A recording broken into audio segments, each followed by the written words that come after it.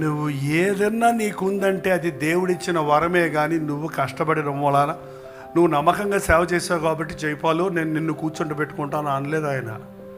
నేను కూర్చుండబెట్టుకుంటాను, నువ్వు నమ్మకంగా సేవ చేయ అంటున్నాడు అంతే.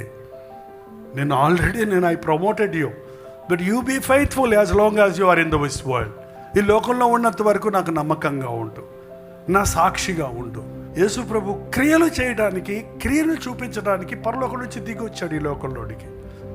ఇప్పుడు నిన్ను నా కొరకు, నీ కొరకు, రక్షించుకున్న ప్రతి వారి కొరకు ఆయన ముందుగానే సిద్ధపరిచాడంట. ఇతన్ని ఇందుకోసం నేను పుట్టిస్తున్నా, వీడు ఈ పనులు చేయాలి, వీడిని నేను రక్షిస్తున్నాను, వీడిని నేను అక్కడ కూర్చోబెట్టుకుంటాను, వీడిది చెయ్యాలి అని ప్రతి ఒక్కరి పట్ల దేవుడు ముందుగానే, నువ్వు పుట్టకముందే, జగతికి పునాది వేయబడక ముందే దేవుడు ఏర్పరచుకున్నాడు.